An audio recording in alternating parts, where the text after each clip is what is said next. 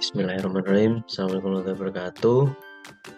Di sini saya akan mempresentasikan resume jurnal ilmiah tentang pengungsi, yaitu mata kuliah penanganan imigran ilegal dengan dosen Bapak Alfi Syahri. Ini adalah biodata dari saya sendiri, yaitu nama saya adalah Firman Dwi Prasetya dengan NRT 2022.2560.1.01 Prodi Hukum Keimigrasian A. Untuk artikel yang pertama adalah kewenangan Indonesia dalam menangani pengungsi Rohingya menurut Undang-Undang Keimigrasian.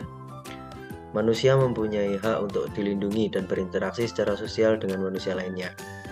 Misalnya secara etnis atau golongan, keberagaman suku, golongan, atau etnik seringkali menimbulkan konflik sosial bagi negara dan juga dapat berdampak buruk bagi negara sekitarnya.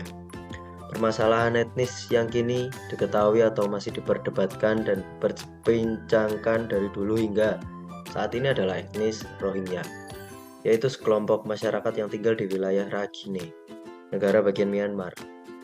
Analisis terhadap proses dan kewenangan pemerintah Republik Indonesia dalam menangani migrasi Rohingya dalam hal ini dapat dilihat dari sudut pandang Undang-Undang Migrasi mengenai Rohingya yang datang ke Indonesia dan langkah-langkah yang dilakukan pemerintah dalam permasalahan sosial Rohingya, konflik dalam pemerintah nasional.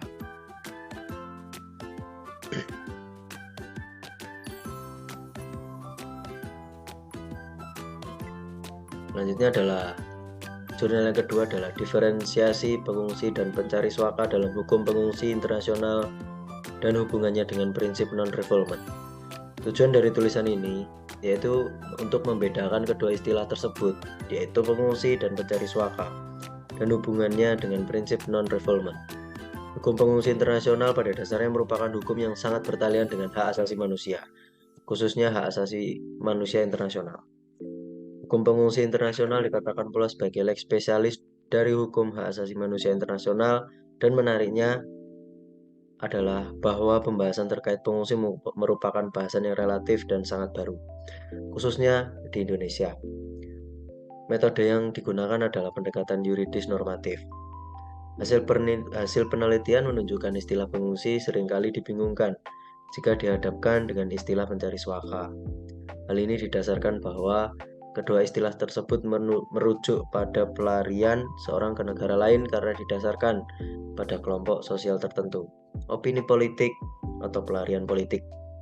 Sedangkan mencari suaka erat kaitannya dengan domain hukum diplomatik dan konsuler. Untuk jurnal yang selanjutnya adalah perlindungan hak asasi manusia pengungsi internasional. Disebutkan bahwa pengungsi adalah kelompok orang yang dipaksa untuk meninggalkan suatu negara karena takut yang sangat mengancam dapat disebabkan oleh bencana alam atau konflik. Di negara penerima, pengungsi sering mengalami perlakuan tidak manusiawi seperti pemerkosaan, penganiayaan, diskriminasi, dipulangkan secara paksa yang mengarah pada pelanggaran hak asasi manusia. Ada pihak-pihak yang menetapkan hak asasi manusia dalam masalah pengungsi, baik internasional maupun regional, seperti Konvensi Status Pengungsi dari tahun 1951 dan protokol yang berkaitan dengan status pengungsi tahun 1967. Setidaknya ada 5 hak dasar pengungsi, yaitu hak atas perlindungan dari kembali ke negara asal secara paksa atau non-refoulement, hak untuk mencari suaka, hak untuk mendapatkan kesetaraan dan non-diskriminasi, hak untuk hidup dan keamanan, serta hak untuk pulang. Untuk jurnal yang selanjutnya adalah kebijakan penanganan pengungsi Indonesia menurut kajian dari Konvensi Pengungsi tahun 1951 dan Protokol 1967. Disebutkan di sini adalah belum adanya undang-undang mengenai pengungsi di Indonesia yang menyebabkan lemahnya hal ini. Koordinasi antar instansi terkait di lapangan. Sebagai negara yang didasarkan hukum sangat menghargai hak asasi manusia. Ratifikasi Konvensi Pengungsi 1951 dan Protokol 1967 harus menjadi prioritas. Kedua instrumen tersebut relevan karena substansinya tidak hanya syarat dengan regulasi tentang hak asasi manusia saja, juga sejalan dengan nilai dan norma budaya di Indonesia.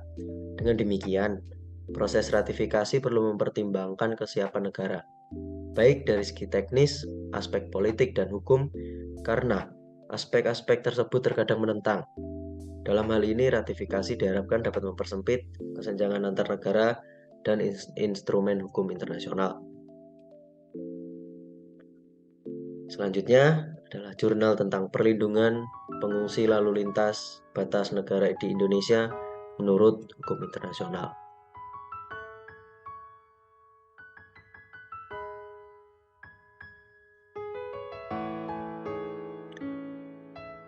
Penelitian ini dilakukan untuk mengetahui bagaimana implementasi instrumen hukum internasional terhadap kasus pengungsi lintas batas dan mengapa terjadi gelombang pengungsi lintas batas di negara Indonesia.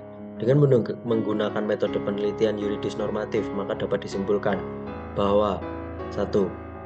Indonesia sebagai negara berkembang dinilai tidak perlu meratifikasi isi dari konvensi-konvensi 1951 dan protokol 1967. Karena diratifikasi atau tidak, Indonesia telah melaksanakan isi dari konvensi tersebut, dan pengungsi akan tetap datang dan menjadikan Indonesia sebagai negara tempat transit sebelum mencapai negara ketiga. Yang kedua adalah kerjasama yang dilakukan oleh pemerintah Indonesia dengan lembaga-lembaga internasional seperti UNHCR dan IOM dinilai mampu mengatasi persoalan pengungsi yang terus berdatangan di Indonesia. Walaupun dalam prakteknya seringkali terdapat permasalahan dengan imigrasi karena tidak ada aturan hukum di Indonesia atau wewenang Indonesia untuk menetapkan status pengungsi terhadap mereka yang datang tanpa memiliki surat ataupun dokumen yang lengkap. Sekian presentasi dari saya. Apabila ada yang kurang ataupun penjelasannya yang kurang maksimal, mohon dipahami. Sekian, terima kasih.